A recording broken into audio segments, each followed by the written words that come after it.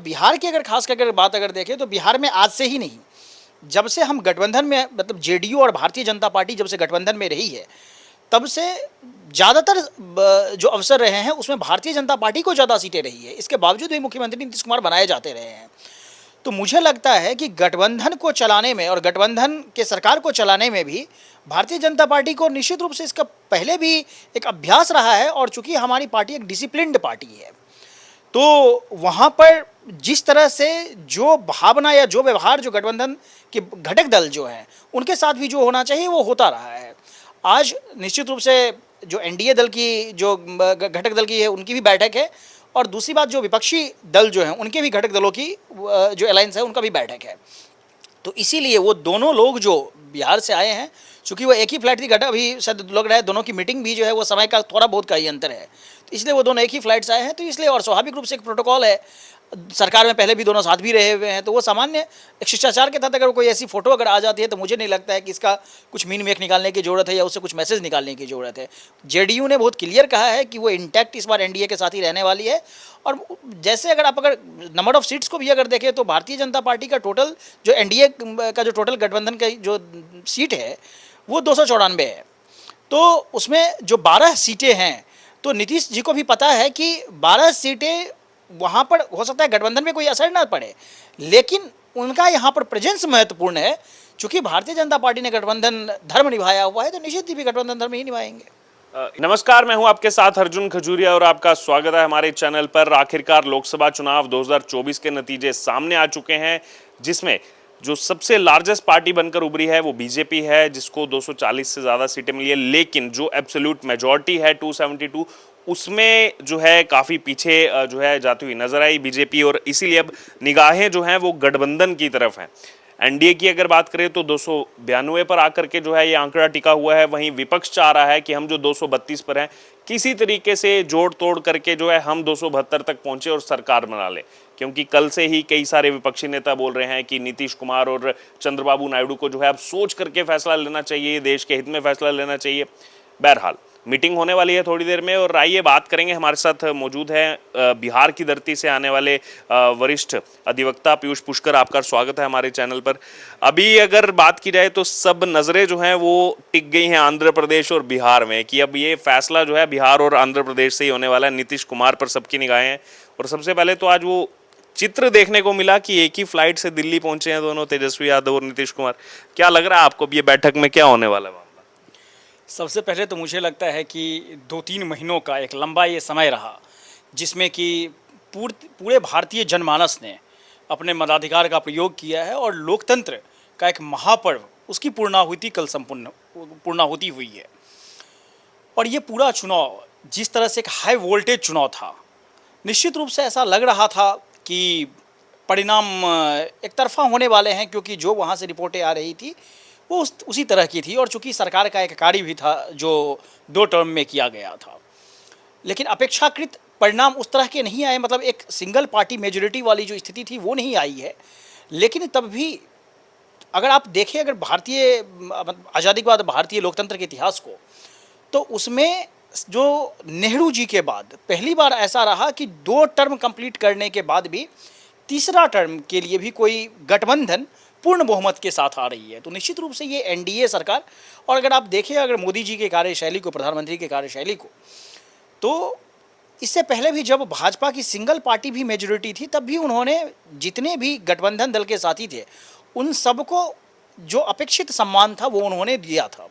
इसलिए अगर आप 2019 के चुनाव के बाद भी अगर देखेंगे तो अभी से लगभग 6-8 महीने पहले की बात है जब एनडीए के घटक दलों की बैठक हुई थी, तब भी उन सबको जो एक उचित सम्मान होना था, जब उनको जो डिसीजन मेकिंग में जो उनका पार्टिसिपेशन चाहिए या जो मंत्रालय को लेकर जो है वो सब, जैसे अगर मैं उसका छोटा अगर उसको आपको एग्जांपल दूँ, रामदास अठावले जी का तो एक भी सीट नहीं था, लेकिन तब भी वो मंत्री थे। इसके बावजूद अगर बिहार में अगर देखें आप, नीतीश कुमार जी की पार्टी जब हुआ उसका नीतीश कुमार जी की पार्टी को 40 के करीब वहाँ पर सीटें आई।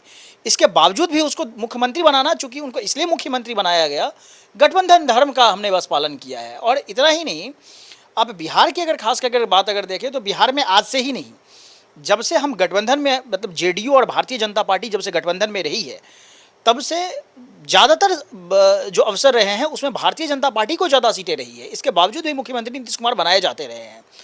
तो मुझे लगता है कि गठबंधन को चलाने में और गठबंधन के सरकार को चलाने में भी भारतीय जनता पार्टी को निश्चित रूप से इसका पहले भी एक अभ्यास रहा है, और चूंकि हमारी पार्टी एक डिसिप्लिन्ड पार्टी है तो वहाँ पर जिस तरह से जो भावना या जो व्यवहार जो गठबंधन के घटक दल जो हैं उनके साथ भी जो होना चाहिए वो होता रहा है।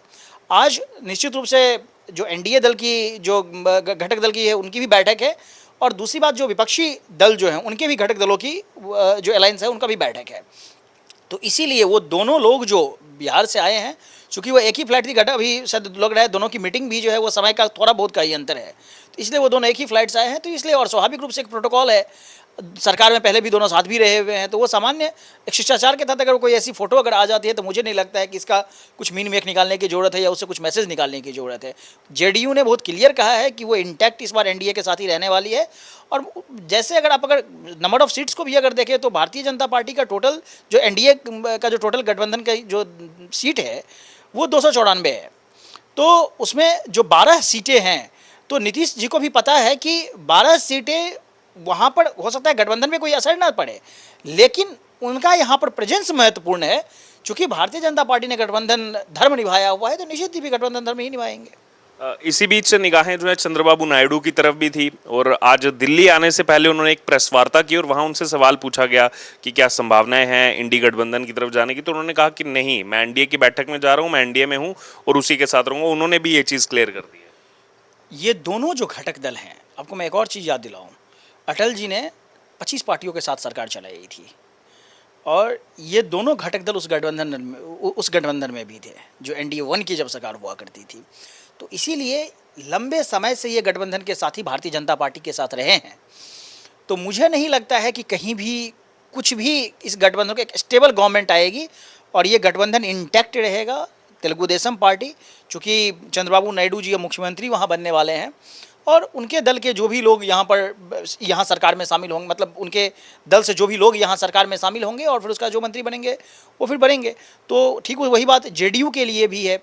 दूसरी बात कि आप देखिए कि इसके वहाँ पर अगर आंध्रा के अगर आप पॉलिटिक्स को अगर देखेंगे, वहाँ पर मेन विपक्षी दल कौन है? अगर टीडीपी के अलावा वहाँ पर कांग्रेस पार्टी मेन विपक्षी दल है, वाईएसआर कांग्रेस का। तो वाईएसआर अगर कांग्रेस अगर मेन विपक्षी अगर दल है, और वहाँ पर जो अब सबसे महत्वपूर्ण स्थिति, और वाईएसआर कांग्रेस जो है अब वहाँ वर्तमान जो स्थिति बन रही है, तो इंडी अलायंस में जाने का उनका कोई कारण ही वैसे ही नहीं होता है, क्योंकि जो नॉन बीजेपी दल हैं वो इंडी अलायंस के हिस्सा है।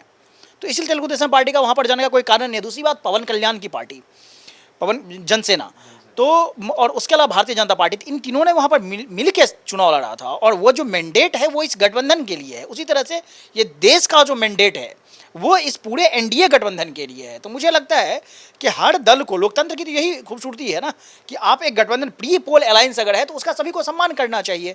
प्री पोल अलायंस में जो भी आप मैंडेट लेके आते हैं उस मैंडेट का सम्मान होगा। क्योंकि और भी कई सारी पार्टीज है, जैसे अगर हम बात करें बिहार की धरती से ही आप आते हैं, चिराग पासवान 5 सीटों पर लड़े, 5 पर उन्होंने जो है जीत, मतलब 100% ट्रैक रिकॉर्ड उनका कहा जा सकता है परफॉर्मेंस। निश्चित रूप से क्या है कि वही बात कि ये सब सभी पार्टी जो है वो एनडीए गठबंधन के अंदर लड़ी है, और ये मैंडेट एनडीए गठबंधन को है।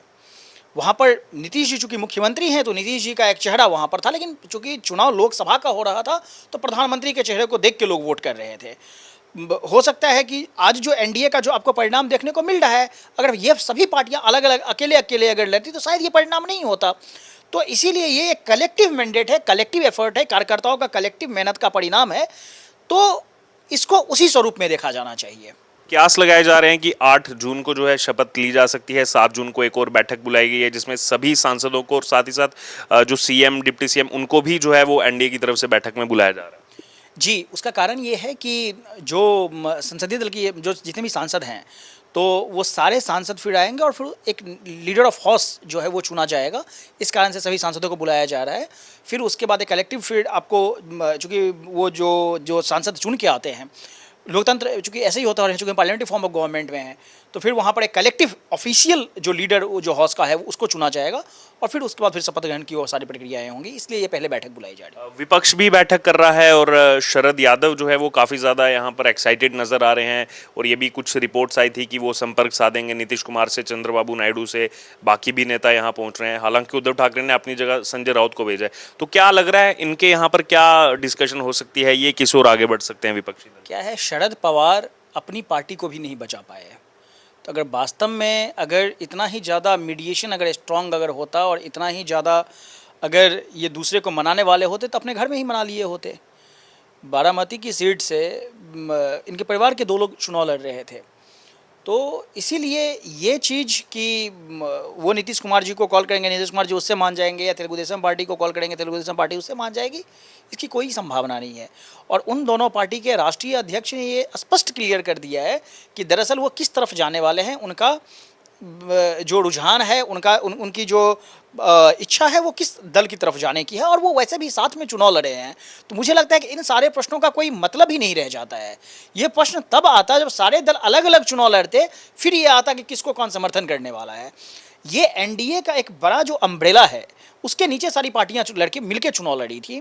मोदी जी का फेस था, मोदी जी का कार्य था, 10 साल का एक पूरा कार्य जो नरेंद्र मोदी जी ने जो कार्य किया हुआ था वो जनता के सामने वो लेकर गए थे, उसके आधार पर वोट मांगा गया था और फिर पूरे देश की जनता ने उस आधार पर ही वोट किया है। तो निश्चित रूप से एनडीए की सरकार अगर आई है तो ये उसका मैंडेट है, मोदी जी के कार्यशैली का मैंडेट है, मोदी जी के कार्य का मैंडेट है, जो विकास इस देश को के लिए किया गया है ये उसका मैंडेट है। एक आखिरी छोटा सा कमेंट, क्या लग रहा है कुछ ऐसे दल जो पहले साथ में थे, ज़्यादा सीटें नहीं, जैसे शिरोमणि अकाली दल है, राजस्थान में आरएलपी है, इनके भी एक सदस्य जो है जीत करके आए हैं, क्या ये वापस जो है गठबंधन का हिस्सा हो सकते हैं? क्या एनडीए का और हिस्सा जो है वो आगे बढ़ सकता है और ये नंबर बढ़ सकता है? मुझे लग रहा है कि चाहे वो भारतीय जनता पार्टी हो या एनडीए का कोई भी घटक दल हो, या वृहद तौर पर अगर उसको मैं एनडीए भी कह लें, किसी ने मना नहीं किया हुआ है। जो भी आए उसका स्वागत है, क्योंकि ये तो देश के लिए एक यज्ञ है, उसमें जो भी अपना आहुति देना चाहे वो दे सकता है, जो भी इसमें सहयोग कर सकता है वो दे सकता है, देश के विकास में जिसने भी जो भी योगदान करना चाहे वो कर सकता है। क्योंकि आप याद कीजिए 2014 से पहले का वो कार्यकाल, जबकि डेली घोटालों पे घोटाले का न्यूज आता था, जबकि एक इंडिसिसिव पॉलिटिक्स हुआ करता था, डिसीजन पैरालिसिस था, कोई एक लीडर नहीं हुआ करता था और विश्व स्तर पे भारत का क्या एक इमेज हुआ करता था। उसके विपरीत जब से प्रधानमंत्री आए हुए हैं, विश्व स्तर पे भारत का क्या इमेज है, भारत को फ्रेजाइल 5 से लेके किस तरह से आज एक भारत सशक्त एक शक्ति के तौर पे पूरे विश्व के मानचित्र पर उभरा है।